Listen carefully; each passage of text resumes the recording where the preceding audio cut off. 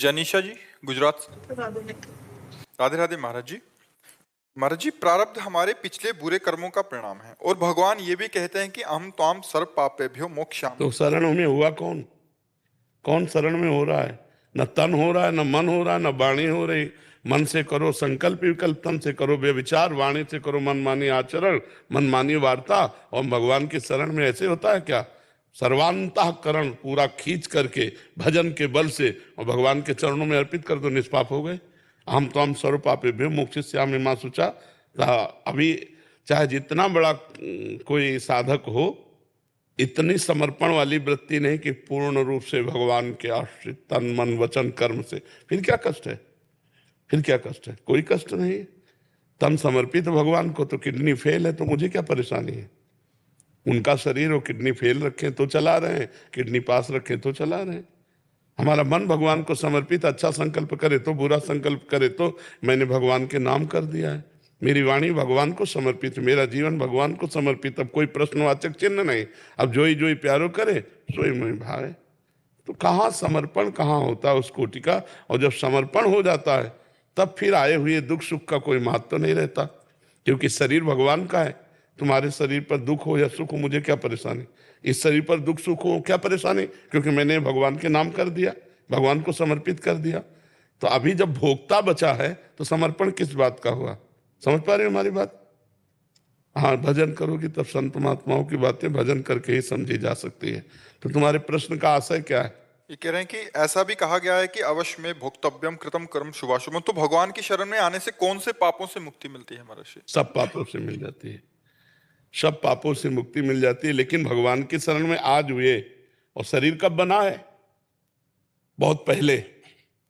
तो जब शरीर बना था तो पुण्य और पाप के परिणाम से लिख दिया गया था, 10 वर्ष में ये होगा, 12 वर्ष में ये होगा, 13 वर्ष। और आज शरणागत हुए हो तो पूरे शरीर के जीवन की कुंडली बन चुकी है। तुम्हारे शरीर को जो दुख सुख भोगने वो आएंगे, लेकिन भजन के प्रताप से तुम्हारे संचित भस्म हो जाएंगे, क्रियमाण निष्फल हो जाएंगे, और इसी जन्म में तुम आवागमन से मुक्त हो जाओगे। पर शरीर को प्रारब्ध भोग भोगना पड़ेगा, क्योंकि शरणागत आज हुए, प्रारब्ध भोग का निर्णय बहुत पहले हो चुका है। जी। मुकेश मिश्र जी ऑस्ट्रेलिया से। महाराज जी, आपके चरणों में कोटि कोटि प्रणाम। महाराज श्री जी की कृपा से ऑस्ट्रेलिया में एक व्यापार की सेवा मिली है और हमारे विदेशी मूल के ग्राहकों ने आपको धन्यवाद भेजा है, कृपया स्वीकार करें। मैं उनको एकांतिक के बारे में बताता हूं तो उनके भी वही प्रश्न होते हैं जिन्हें आप अक्सर उत्तर में दे देते हैं। मैं सिर्फ उनको हिंदी से अंग्रेजी अनुवाद ही करता हूँ और बहुत आनंद का महसूस होता है।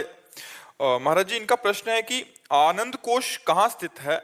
क्या निरंतर नाम जब भगवत चर्चा व स्वाध्याय से हमें आनंद मिल आता है, वो आनंद कोश से ही मिल रहा है? जब तक 3 गुणों के अंतर्गत ही है, अन्नमय कोश, प्राणमय कोश, मनोमय कोश, विज्ञानमय कोश, आनंदमय कोश, ये 5 कोश जो है त्रिगुण माया के अंतर्गत है। सतोगुण रजोगुण तमोगुण इसी के अंतर्गत हैं। सतोगुण रजोगुण से ही स्थूल शरीर, सूक्ष्म शरीर, कारण शरीर, तीनों शरीरों की रचना है।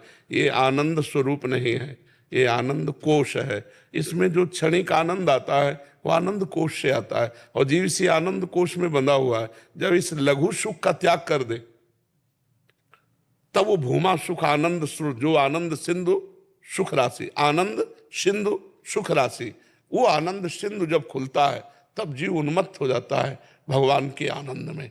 अभी तो ये जैसे रसेंद्री से अच्छा भोजन किया, अपने मनोनुरूप रूप देख लिया, मनोनुरूप संगीत सुन लिया, ये जो आनंद की अनुभूति होती है ये आनंद कोश से होती है। आनंद कोश अंतःकरण में, अंतःकरण मन बुद्धि चित्त अहंकार, और इसके कोई महत्वशाली नहीं है। ये ऐसे जैसे बहुत प्यासा आदमी ओस चाट कर प्यास बुझाना चाहे तो नहीं बुझ सकती, ऐसे ही अभी तक आनंद कोश से हम भोग भोगते रहे, कहीं की तृप्ति है क्या? क्योंकि हम परमात्मा के अंश हैं तो हमें आनंद स्रोत खुले तब बात बने, और वो खुलेगा भजन से। और भजन में रुचि नहीं होती, भोगों में रुचि होती है। अगर हम भजन करें और इन लघु सुखों का त्याग करें तो महान सुख के अधिकारी बन जाए। समझ पा रहे आप? जी।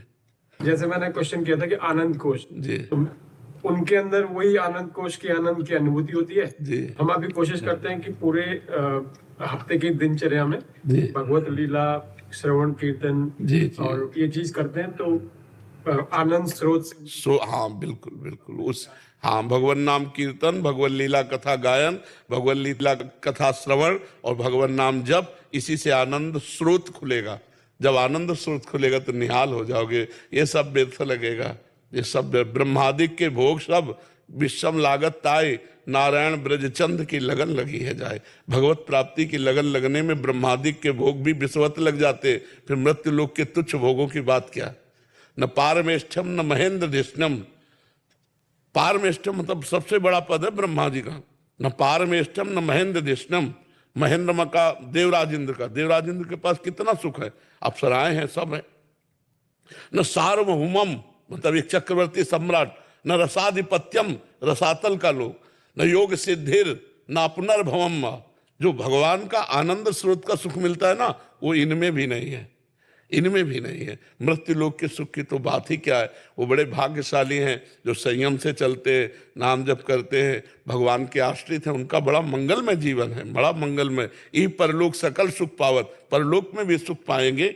मान लो जो यहाँ कमा रहे हैं और सुख भोग कर मर्त के और मरे तो सब यहीं रह गया। अब जो सुख भोगा उनमें पाप भी है, वो कुछ पुण्य भी है, फिर जाकर के जन्म मरण का चक्र, लेकिन मुक्त होने वाला कार्य तो किया ही नहीं। नाम जप, नाम कीर्तन, भगवान की आराधना, ये जब नहीं हुआ तो जन्म मरण से मुक्ति कौन दिलाएगा। तुम्हारे शुभ अशुभ कर्म तो बंधन करने वाले हैं।